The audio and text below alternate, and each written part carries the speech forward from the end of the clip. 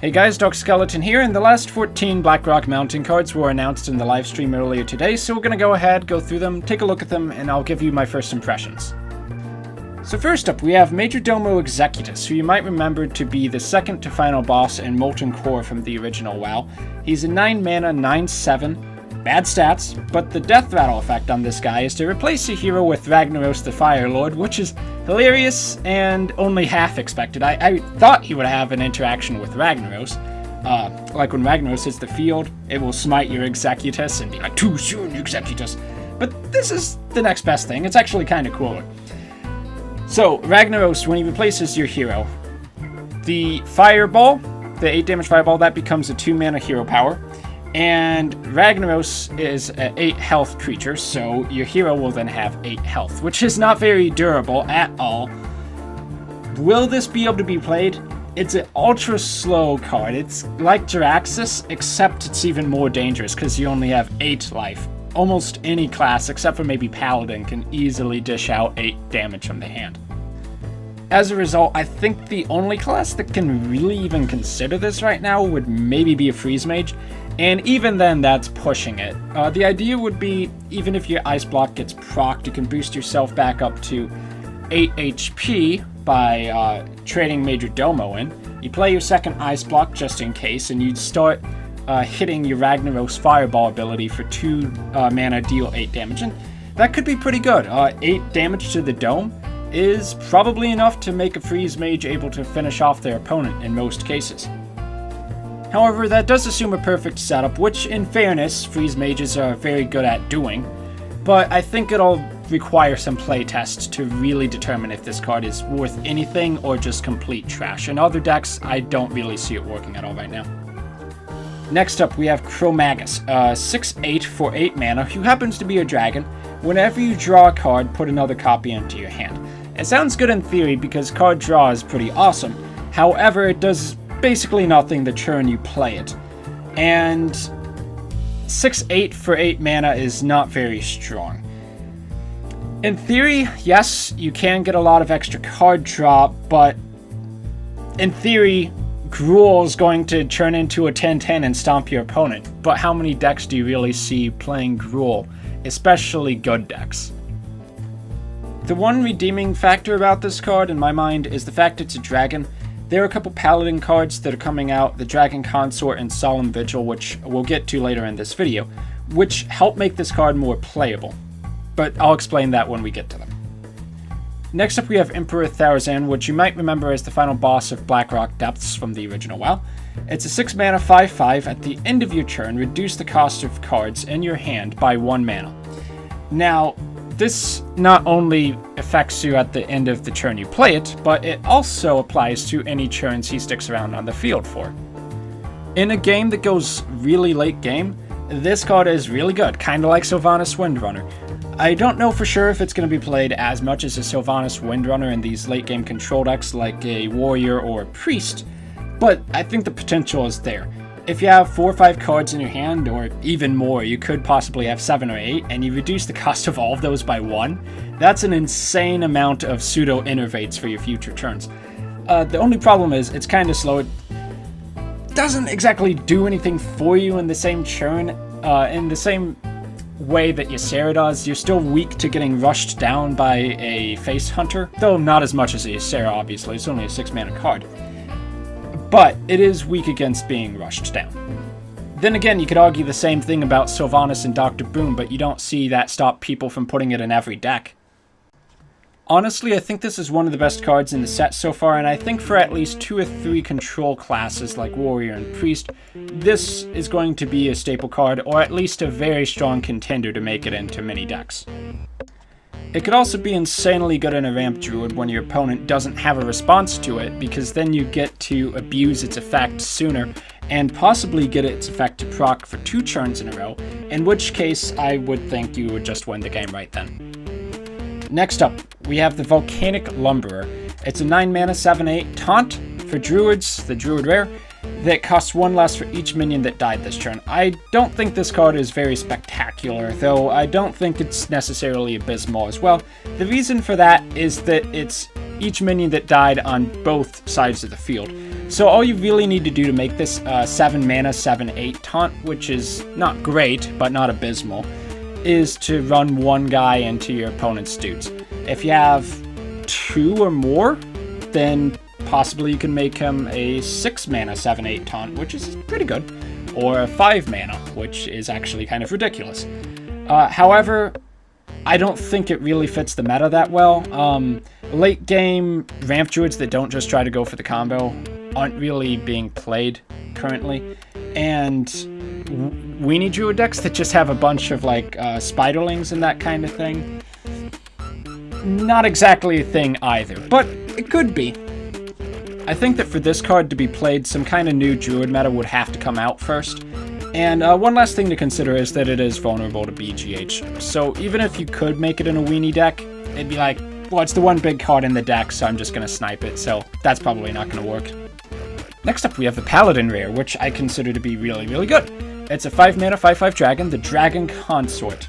It's a dragon where, as a battle cry, the next dragon you play costs 2 less mana to play.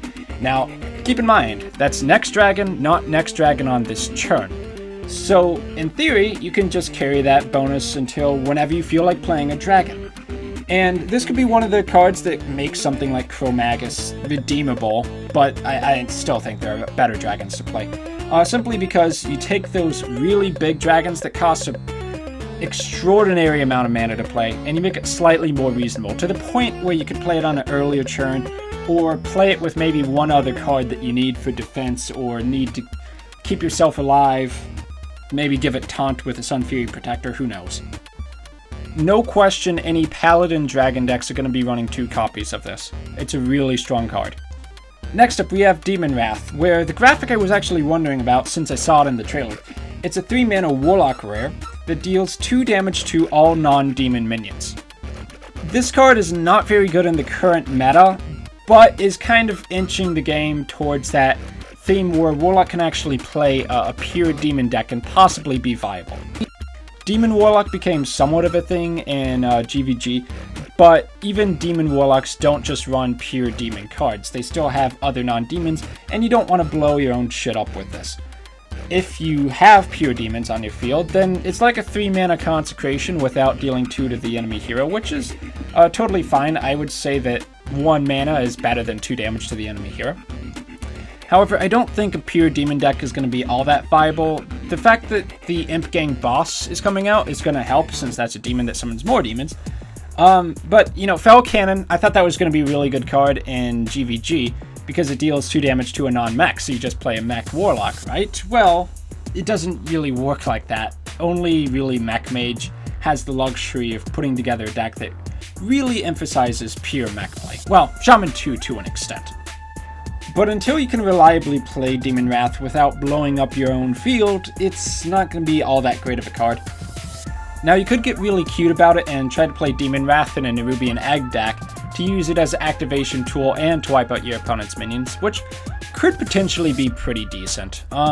If someone can put together a deck that plays around having pure demons or things you're okay with Demon Wrathing, then yeah, maybe it'll work in a couple decks, but I don't think it's going to be a very mainstream card anytime soon.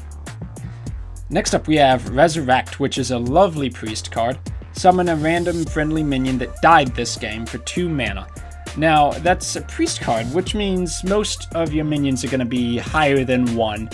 In general, you're going to have things like Injured Blade Master, like Dark Cultist, Arcanine Soul Priest, Cabal Shadow Priest, maybe a Sylvanas, and some other pretty nice minions in there. To get one of those minions back for 2 mana on demand is actually pretty darn sick. This is a good card. It's probably going to be run in every priest deck going forward. I think it's a very fun card in the same manner as Unstable Portal, and I can't wait to play around with it. Priest is one of my favorite classes. Awesome card, lots of fun, love it. Next up we have Revenge, which is a 2 mana warrior rare. Deal 1 damage to all minions. If you have 12 or less health, deal 3 damage instead. I looked at this card and I wanted it to be good, but I just don't see it working out in reality. You don't really want to deal 3 damage to your own minions, especially if you're not a control warrior. And if you are a control warrior, Are you really going to want to pay 2 mana for a Whirlwind? You don't want to rely on having 12 or less health. If you get that low, half the time you're going to be dead next turn anyway. And, you know, going up against a Face Hunter, he's going to have 2 kill commands and a hero power. What the hell does he need his minions for?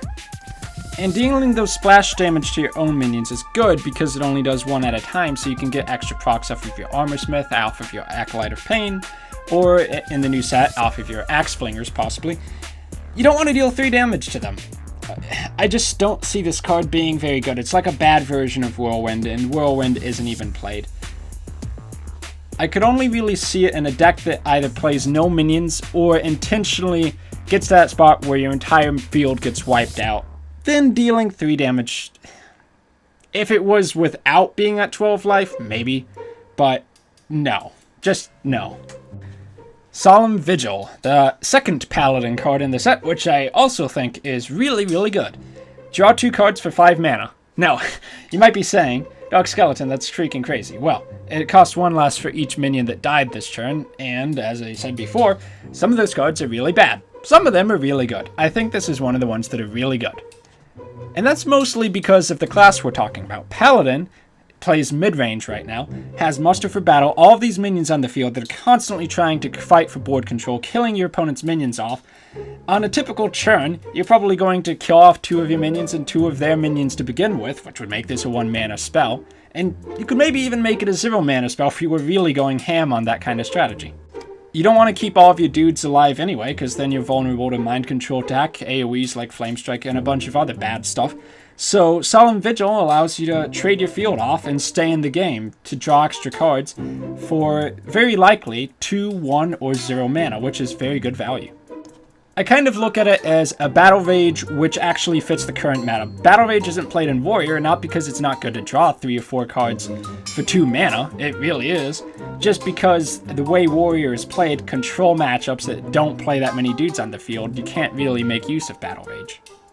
But in Paladin, Solemn Vigil is going to be quite reliable, so I like it a lot. I think it's going to go in most, if not all, Paladin decks until some crazy new Paladin meta shift comes along, and then for some reason you don't have minions on the field to trade because you're some kind of spellcaster Paladin. But I don't think that's going to happen anytime soon. Next up, the Paladin Common, the Fireguard Destroyer, a 4 mana 3/6, which is the same stats as Water Elemental, but then you factor in its battle cry, gain 1 to 4 attack, which means when you play it, it's effectively a silenceable 4/6, all the way up to a 7/6 for 4 mana, with the caveat that it has Overload 1. So it's effectively a 5 mana creature that you can kind of get out a little bit sooner if you're willing to take that Overload. And sometimes Overload can screw you over a lot more than needing 1 mana to play a spell. However, its stats are quite good. A 4/6 for 4 mana is pretty much about as good as you're going to get at turn 4. Of course, Overload, it's really a 5 mana creature. Even as like a 5 mana 5/6, well, it's a decent card. I think it'll be played in some Shaman decks. It's not super overpowered, especially because it has that RNG element. You don't know if it's going to just put itself in BGH range. And the Overload can screw you over. And a creature that's just really good on pure stats, is it all that good? You look at cards like Boulder Fist Ogre, they're not played at all. You pretty much always play creatures that also have some kind of extra effect to them. Because situational effects like a Wild Pyromancer's AoE is usually better than just having pure stats.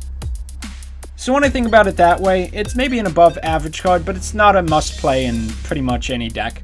It might be pretty decent in some more aggressive decks, or those ones that are relying on Magma Shock, I believe it's called the new Shaman Rare, which removes all of the overload that you've generated in this turn, and the ones that you had previously attached from last turn.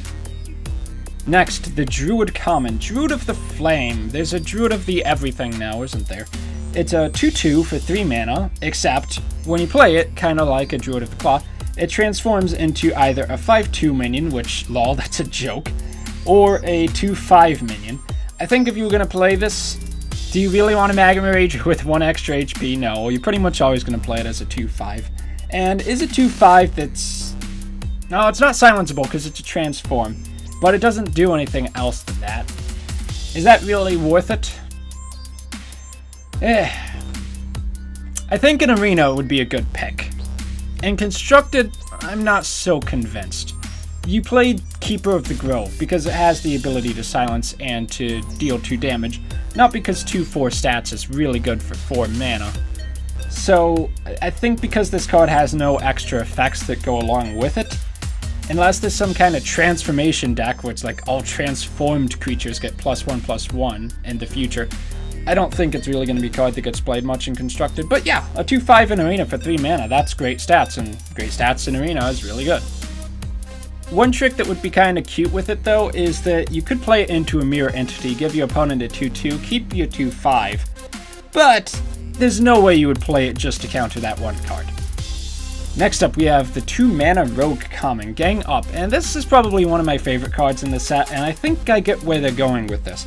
You choose a minion and put 3 copies of it into your deck, technically to shuffle it, which means your deck order switches around, not that you ever knew what the order of your cards were to begin with. This really has 2 major implications in a control rogue matchup. First off, you will have 3 extra draws in your game, which means if your opponent fatigues first, you will have the advantage because you'll still be drawing cards. If you play 2 copies of it, then theoretically your deck kind of has 36 cards in it. Secondly, is that if you're playing a matchup and there happens to be one card in your deck that you really like or you really need for this matchup and you want more copies of that, for instance, a Kazan Mystic versus a Freeze Mage, then you can keep putting more copies of that into your deck. Kind of like sideboarding in the middle of a Magic the Gathering game to just shut down your opponent.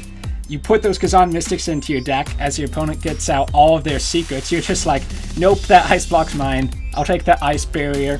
Mirror Entity? Lol, what a joke. Oh, sorry, did I just steal your Majordomo Executives? Or you could use it on SI7 Agent to get additional toast, which is always lovely. Could you imagine like a turn 10 getting 3 SI7 Agents? 3 extra Mind Control Techs, 3 extra Cold Light Oracles if you're going for that Fatigue Rogue kind of thing. Put 3 Sylvanas into your deck, 3 more Ysseras, whatever you need. The only thing is that it's a really slow card. You wouldn't play this in an aggressive deck most likely. So it's more putting Rogue in that situation where maybe cards like Vanish could be theoretically possible. Or plausible rather. Or cards like, well, Sep's always been good, but you could play cards that just eliminate your opponent's field, never let them put pressure on you, put more Antique Heal Bots on the field, and yeah, you could use Gang Up for Antique Heal Bots too, 24 extra points of healing, damn. For Fatigue or Bounce Rogue, this card has a lot of potential, just because getting to choose what you need in the moment you need it is a very powerful effect, and it's only 2 mana, so you can probably play this with a lot of extra spells if you're doing like Deadly Poison, Blade Flurries, and that kind of stuff too. So we'll have to see. I don't necessarily think it'll make like a Fatigue Rogue immediately viable to the point where you see it in Legend, but it's there. It's a neat card. I like it a lot. I'll be playing around with it. And that brings us to the 2 mana Hunter Common, Quick Shot. It deals 3 damage. If your hand is empty, draw a card. Now this is really powerful for 2 reasons. 1, it's direct damage. And 2, hunters are really good at emptying their hands when they're playing face hunters. So you can just use this and draw into a kill command or something like that. That's actually pretty insane. It's like Scumbag RNG Hunter who just summons Huffers and draws into a beast just when they need to activate the kill command. It's even more RNG, just, you know, pulling bullshit wins out of their hand. It's a really strong card.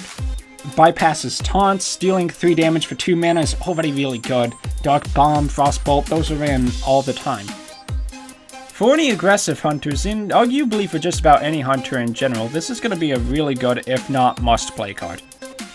And finally, we have a 1 mana Twilight Whelp, the Priest Common, a 2/1 dragon where if you're holding a dragon, gain 2 health, so it's effectively a 2/3, which you might recall Zombie Chow also has that, and Zombie Chow is a really popular card. Of course, it has that heal your opponent for 5 drawback. Finally, we have the Twilight Whelp, the 1 mana Priest Common. It's a 2/1 dragon that gets +2 health if you're holding a dragon. I think this card is pretty good as long as you're playing a dragon deck, of course. 2-3 is really good stats. Zombie Chow, everybody knows that's played in a lot of decks. Any deck that's really fighting for early game board control. If this was a neutral card, it would pretty much be played in every dragon deck, period. Can priests do a dragon deck? Well, I don't think it's out of the question. I'm sure people are going to try. People definitely tried to do mech priest, which, as far as I know, didn't really do well, even with the 5/5 mech for 5 that could give +4 health to a friendly mech as a priest. I thought that was going to be a really good card. I still think it's a really good card. It's just mech priest as a whole doesn't come together. Will dragon priest come together? This card definitely won't be the definitive factor in that. But in the future, and maybe with this set, it's definitely giving the potential for early game deck, like not necessarily an aggressive priest deck, but maybe something that plays along the lines of a mid-range paladin. Or just the whole idea of having a dragon deck in general by having a guy on the field that's really good stats for 1 mana. And then, later on, you just bring yourself into that late game where you can abuse some of those big dragons like Ysera. It's a pretty cool card. It's not exactly fancy, but I definitely think priests needed more early game options for creatures because most priests are pretty passive until at least turn 3 or 4 when they can get the good creatures out like Arcanine or Dark Cultist. Or Injured Blade Master. So I've been Dark Skeleton. Thanks for sticking with me for these Blackrock Mountain first impressions. If you don't already know, the set and the adventure comes out on the 2nd of April, 3rd if you're in countries like, continents like Europe or Asia. And I believe I will be uploading many of the videos, especially the heroics, to the channel. I did Naxxramas really quickly, but I didn't upload any of that. This time around, I think I will. So if you want to see that, go ahead and subscribe to me. If you have any comments, leave them down below, and I'll catch you all next time. Thanks for watching.